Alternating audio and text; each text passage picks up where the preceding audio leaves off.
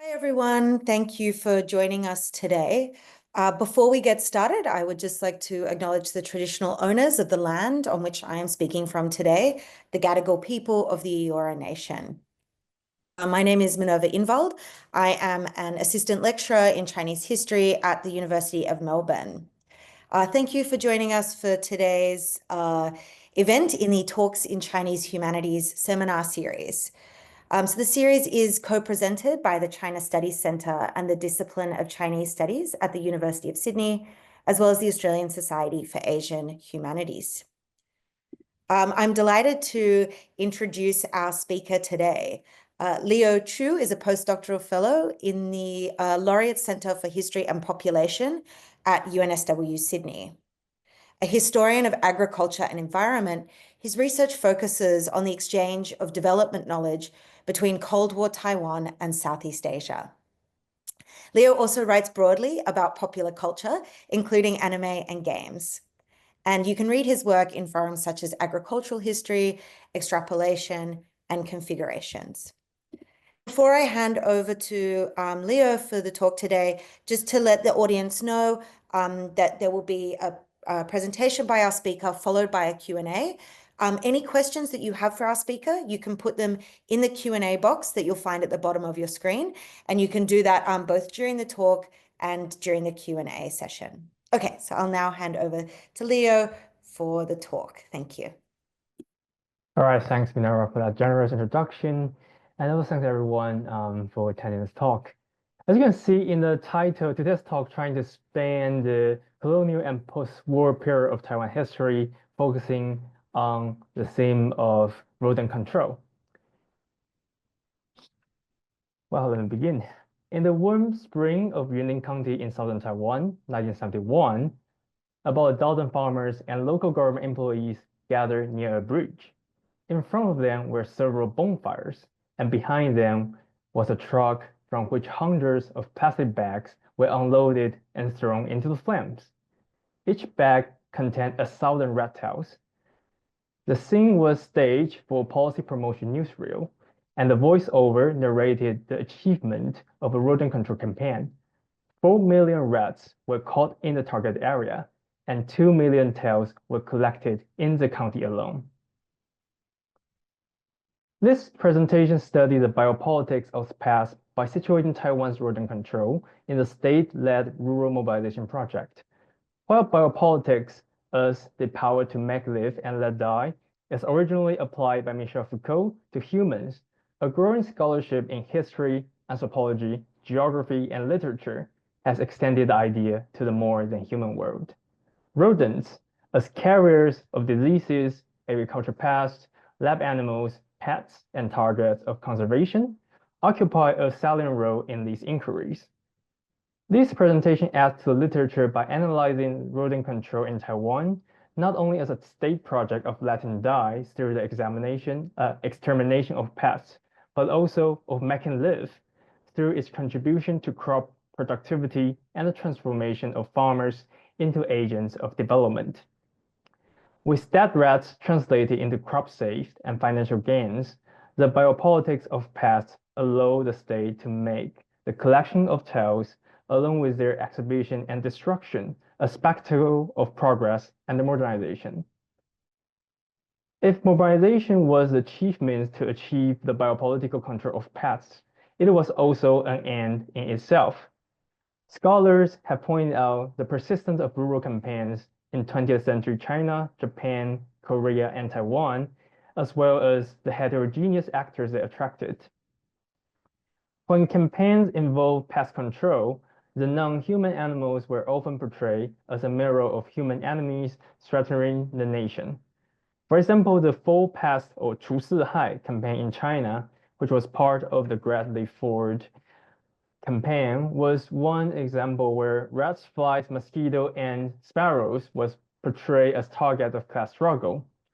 The mobilization against pests simultaneously generated the subjects of productive and patriotic citizens while purging the parasites and enemies from within.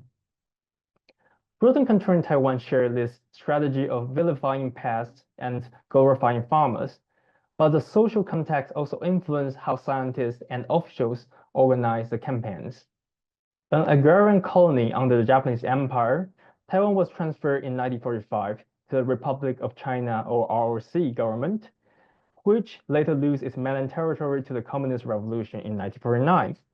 To ensure the region's survival, the ROC used martial law to suppress political dissidents while seeking economic growth to strengthen its legitimacy.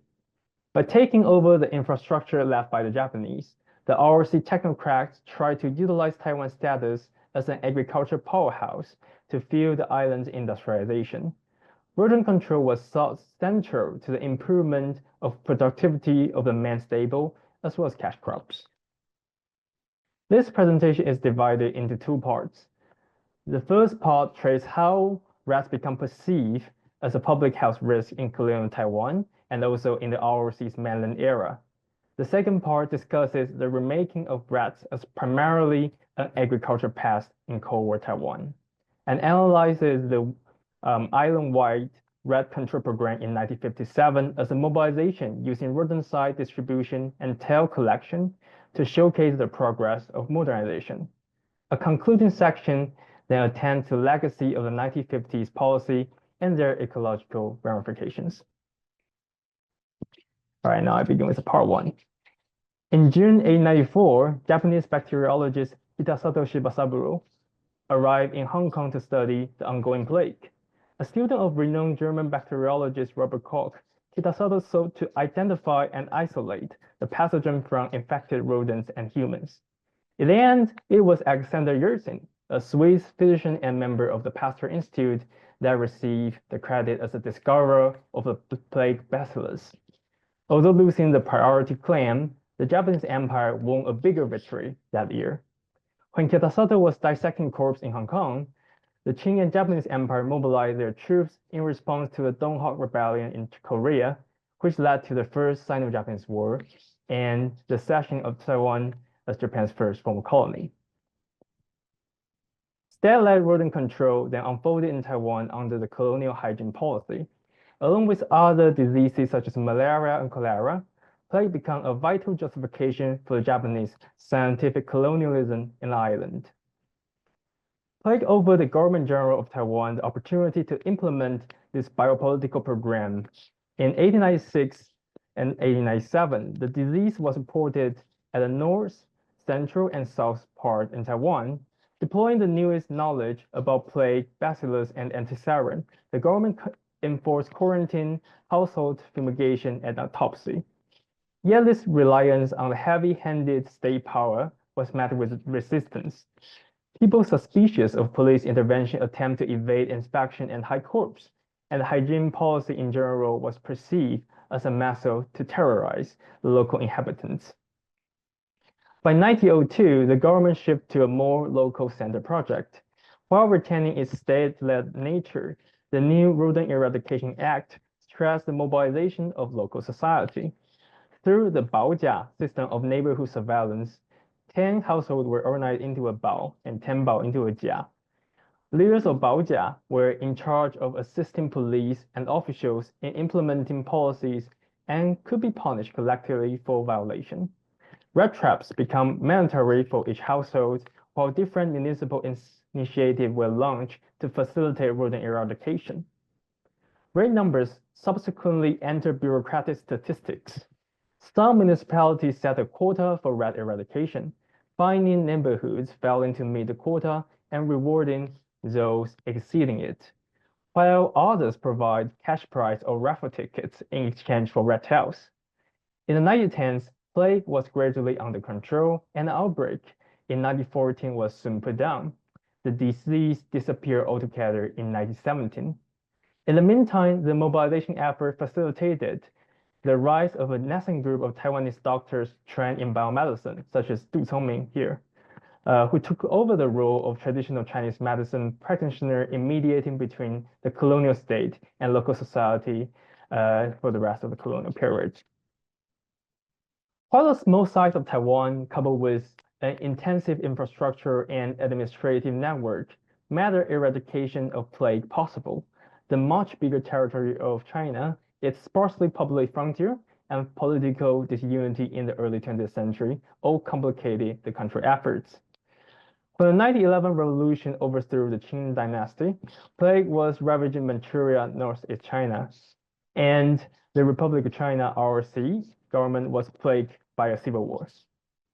Amid the chaos, Wu Liande, a Cambridge-trained doctor born in British Malaya, studied the North Manchuria Plague Prevention Service and led an international team to study the epidemic, tracing its origin eventually to Tabargan marmots, which is these really cute but unfortunate fellow here.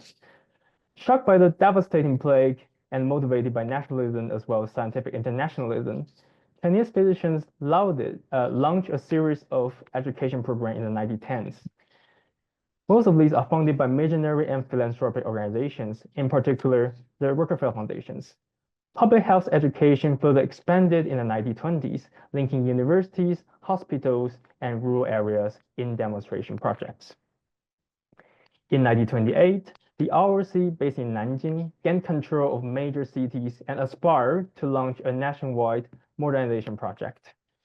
The continuous civil war and the 1931 Japanese invasion of Manchuria nevertheless compromised this ambition. Preparing for the coming war with Japan, the government increasingly put public mobilization at the heart of its policy and launched a new life movement of 新生活运动 in the 1930s, which was a moral reform focusing on the militarization of everyday life and encompassed public health and hygiene education. So you can see there's sort of like a song for the New Life movement, which included public hygiene and the eradication of rats. The 1930s and 40s also gave rise to technocrats who held key positions in the ROC government and were connected to the emerging international aid networks. By administrating relief and planning for rational resources, these officials in the post-war years would strive to extend the ROC's power from the cities to the countryside. In an uncanny echo of Kitasato's 1894 investigation of Hong Kong plague that coincided with the First Sino-Japanese War, plague and war returned during the Second Sino-Japanese War. In 1940, the Imperial Japanese Army used aircraft to spread plague bacillus, a weapon developed by the notorious Unit 731 in Manchuria.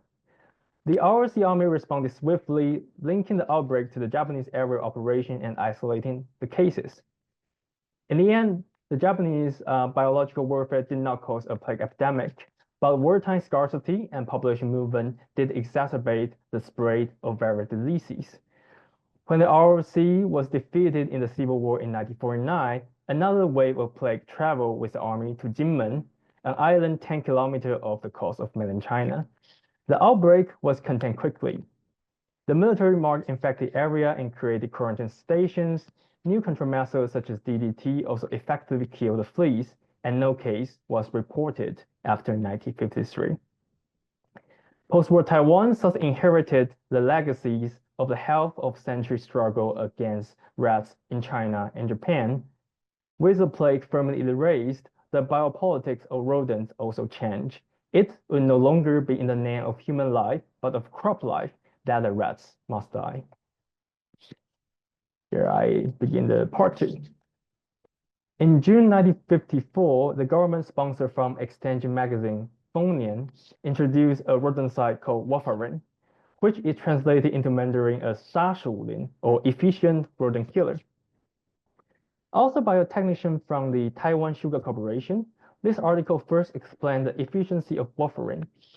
While rodents often avoided traditional poison by associating the presence of dead rats with the bait, the slow-acting anticoagulants such as warfarin did not kill a rat immediately, and therefore preventing the learning behavior. The author then explained proper bait preparation, ideal bait location, and procedures for checking and resupplying the bait. The introduction of warfarin was important not only because of its novel mechanism, but its function as a single universal technique.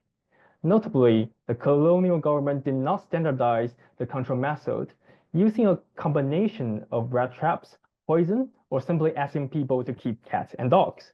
In contrast, the post-war ROC government enforced rodent control through an imagined numerical relationship between crops, rats, and rodenticide. More warfarin means less rats, which in turn indicated a better harvest. Similar to how chemical fertilizers and high-yielding rice varieties were imagined as a simple boost on crop yield, warfarin was embraced as a productivity-enhancing technology. Making plant live was now synonymous to letting the pest die.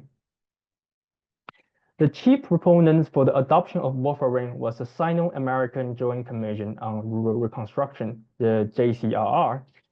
Established in 1948 with American financial aid, the JCRR was a policymaking and granting agency managed by American and ROC commissioners and staffed by technicians embedded in the local government. While the JCRR believed the necessity of urbanization and industrialization for economic development, Taiwan's existing agrarian economy also demanded special measures.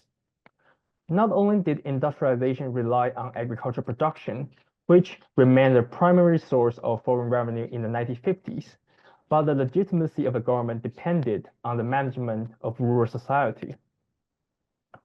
To prevent another revolution, as well as to discipline Taiwanese landed elites, a land reform coordinated by the JCR was launched between 1949 and 1953, which first sent rent ceiling, turned most tenant farmers into landowners, and finally compensated landlords with bonds and shares of state-run companies. So you can see in this poster showing the effect of the rent ceiling first, and the transfer of the land tenure from the landlord to the farmer, and in the end, like the farmer and the capitalist somehow happily and harmoniously contributing to national development together.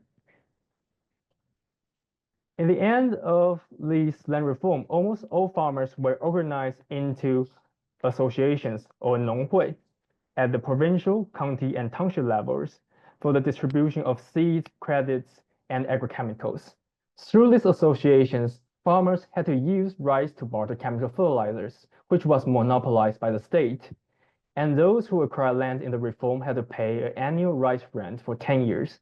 In this way, the ROC enjoyed a constant flow of cheap rice for its military, the urban population, and for export, which could be used to fuel its industrialization. And here you can see another propaganda poster, like showing how American fertilizer arrived in Taiwan, contributing to crop productivity, leading to national defense and foreign currency that in turn contributed to development projects. Following the land reform and the reorganization of farmer association, the JCR was eager to utilize the same network to distribute chemical rodenticides in the campaign for the campaign to destroy the agricultural pest, which included the rodents.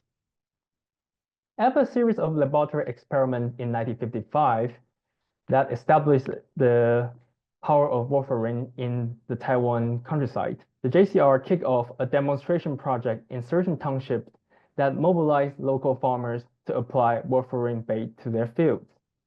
To designate the baiting area, the JCR studied the cropping pattern of each demonstration township first.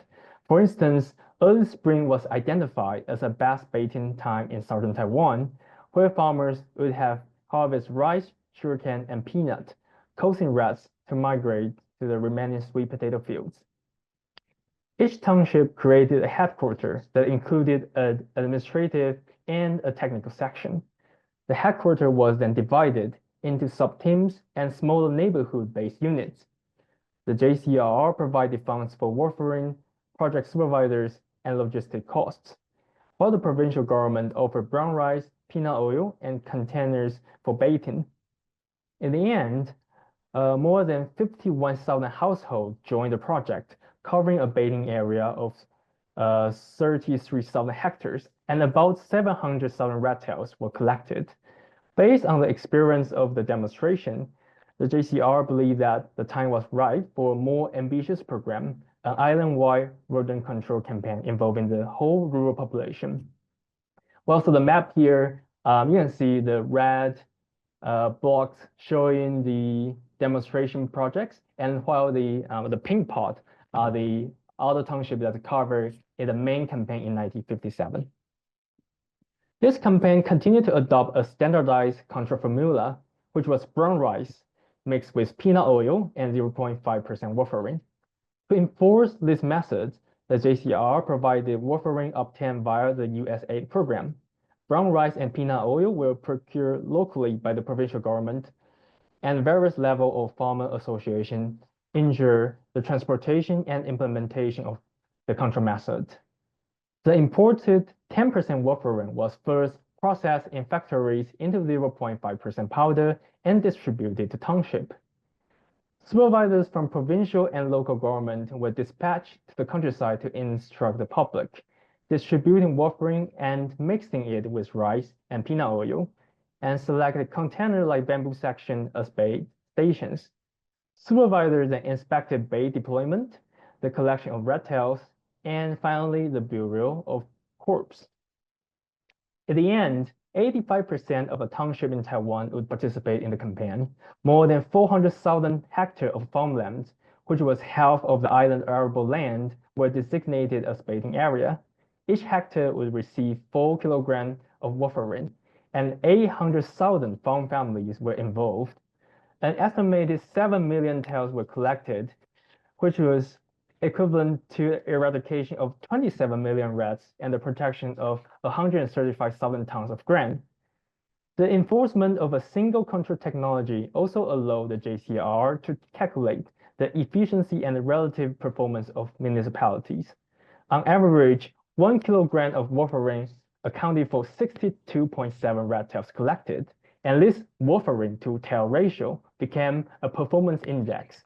For example, Geelong was the least efficient in the campaign, yielding only 11.82 tails per kilogram warfarin, while Kaohsiung was the most efficient, yielding 99.27 taels per kilogram warfarin. The government then discussed factors influencing this performance, such as wet weather in northern Taiwan, the availability of jobs that paid better than tail collection, or the problem of collection logistics. And finally, they suggest ways for improvement. In contrast with these cost statistics, the experience of the campaign by the general public focused more on the material spectacles. This spectacle started in the planning stage, when the government produced 200,000 copies of program announcement, 100,000 copies of pamphlets, 50,000 copies of leaflets, 10,000 copies for each of the 5 types of posters, 1,500 copies of supervisor manual, 330 sets of lantern shows, 27 sets of film strip, a magazine issue for the farmer journal Onion, and a movie that was shown in the mobile theater in the countryside. This education, or rather propaganda effort, point out the political value of rural mobilization. Actually, the education material was only 3.5% of the total budget. An even more substantial expenditure was a 10-cent reward for red tail collection, for which 1 million New Taiwan dollar was allocated, or 70% of the budget. While such reward had been periodically offered in the colonial period to encourage rodent control, the post-war campaign expanded the participation further, especially among the students. Primary school enrollment already covered 70% of the population by the end of the Japanese era, and it reached 80% in the 1950s. As the campaign started, municipal government asked schools to mobilize the students, instructing them the proper method to cut and preserve the reptiles, along with spreading the news about the reward. Like farmers, students were seen as agents of modernization who learned to see the benefit of rodent control, and school became the front line of the battle for productivity. The campaign did not end with a collection of tails. According to the official report, after cutting rat's tail and burying the carcass, farmers should mix tails with lime powder and dry them and submit them to village sub-team leaders. While at the township offices, the tails were further dried, counted, and placed in plastic bags, each containing 1,000 dry tails. These bags were then transported to review meetings in county governments, and their number evaluated as a criterion of success. Lastly, the tails were displayed in the final meeting at the provincial government, where county collecting the most tails will receive commendation from the government. However, while rat tails as numbers on a page could be multiplied, subtracted, and divided easily, the physical tails were more difficult to handle. Despite the emphasis on drying and disinfecting the tails, many counties found their tail collection already rotting in the subtropical weather. The government so decided in 1957 that each county should bury the tails once finishing the review, but a portion of tails was still preserved for the final exhibition, as you can see the picture here.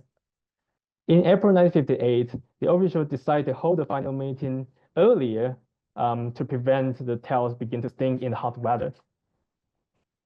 The desire to showcase progress through the dead rats reflected the shift of biopolitics of pests in postwar Taiwan. If colonial anti-plague efforts focused on protecting the health of urban Japanese, the overseas government turned its attention to the countryside, presenting dead rats itself as a symbol of economic growth and a source of political legitimacy. Inheriting an island already free of plague, the technocrats could run the risk of keeping large amounts of reptiles, displaying them at the township, county, and provincial governments. In fact, promotion about dead rats continued even after old tails were buried in the ground. In November 1957, for example, the government suggested the construction of a rat tomb or 野鼠坟墓 as a possible monument for the campaign where the last batch of rat tails would be buried. The plan was eventually canceled in favor of using their budget to purchase more warfarin for future control. This zeal for campaign promotion sometimes led to rather unconventional ideas. In the final provincial exhibition, a budget of 2,000 New Taiwan dollars was originally allocated for Buddhist monks to chant or songjin for the dead rats. No archival evidence suggested any monk ever attended the final meeting, but this passing remark might imply a latent uneasiness the government felt about how the mass killing of animals was rationalized on economic ground and then turned into a spectacle. After the end of the 1957 campaign, the JCRR continued to subsidize rat baiting so as to monitor the rodent population in the countryside. According to this imagination, after campaign, farmers would realize the benefit of rodent control and purchase rodenticide based on their own self-interest. Yet the level of rodenticide use was considered too low to be effective. Consequently, another 6-year campaign was launched in 1970, which we saw in the beginning of the presentation. The campaign divided the island into North, Central, and South zones. Each zone would repeat the 1957 campaign and continue applying the warfarin to 1/5 of baiting acreage for another 3 years. Rodent control later persisted in the form of nationwide rat eradication week. The mobilization thus continued. To conclude, this presentation showed how the biopolitics of rats was transformed from a public health threat to an agricultural pest in the 1950s.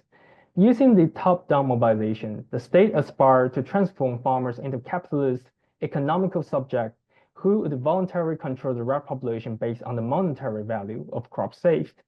The body of rats was simultaneously transformed into a public spectacle that both supported and exceeded the technocratic rationale of calculation and efficiency on the paper.